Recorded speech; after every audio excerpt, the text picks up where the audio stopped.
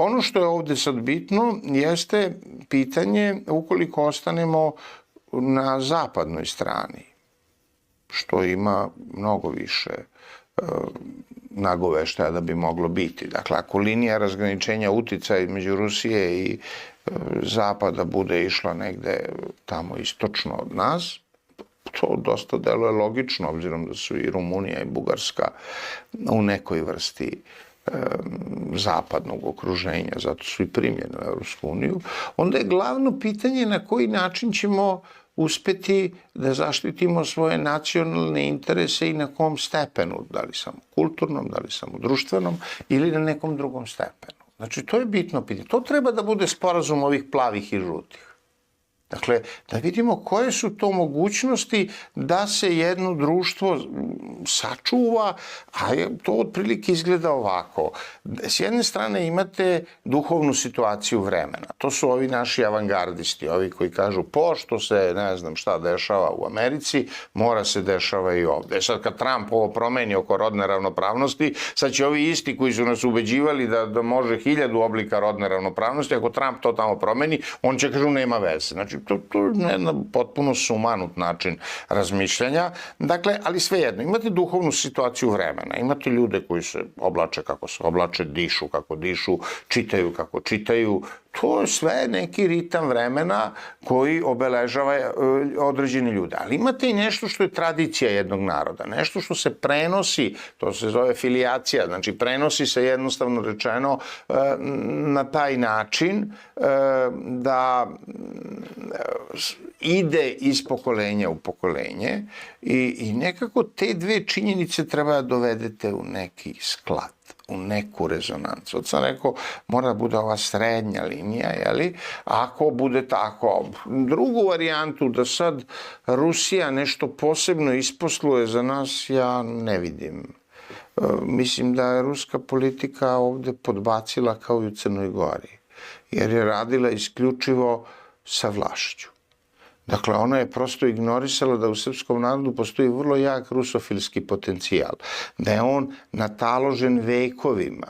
Ovde se nije verovalo u Rusiju samo kad baš niste smeli kao kod Tita to da kažete jer odmah idete na Goli otok, ali u principu rusofilska komponenta, to vi znate kao istoričari, 19. i 18. i 17. vek, to je negde u pamćenju naroda očuvano. Međutim, ovo i nije prava ruska politika, ovo je sovjetska politika, a sovjetska politika je antisrpska. Tu nikakvih dilema nema. U celom 20. veku sovjetska politika je antisrpska. Prema tome, činjenica je da ruska politika medijski se ne vidi, nije uložila nikakav napor u srpsku nacionalnu inteligenciju, u medije, u bilo šta što bi imalo tu vrstu aktivnosti koje ne bi bile produžene aktivnosti Rusije, nego bi bile autonomne srpske aktivnosti, jer autonomne srpske aktivnosti u principu su sklone Rusiji zbog ovog pritiska ljudi koji to slušaju, prate, vole i tako da. Ruska politika je objektivno podbacila, ona se držala tih nekih parametara, gas, nafta i tako dalje, ali njen uticaj u narodu je mnogo slabiji nego što bi morao da bude. Ali on ne može da bude kao nametanje, nego jednostavno rečeno kao jedna vrsta nacionalne politike samog autentičnog naroda. Eto, zbog toga su me nazivali rusko-kolonašem, a sad me ovi režimlije nazivaju zapadnjakom, pa su me nazivali, ne znam, ovi jedni, ne znam, liberalom i drugi fašistom. To sve što kažete oni, pošto ne znaju ništa, oni vas tako tek imenuju, ali suština je u ovome što kažem. Dakle, treba naći odgovor na zapadni izazov.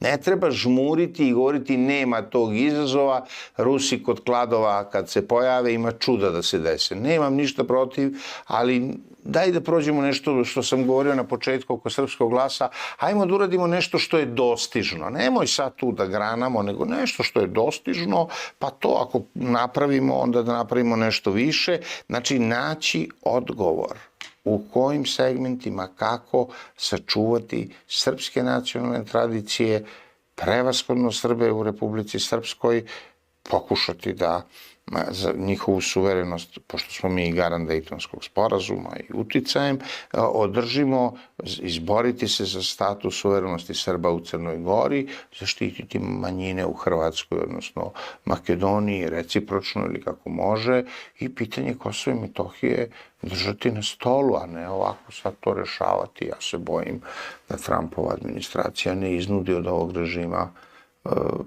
maltene saglasnost za međunarodno priznanje Kosova i Metohije. Nisam rekao da će on to da uradi, ja sam rekao da se ja toga bojim. To ne mogu znati.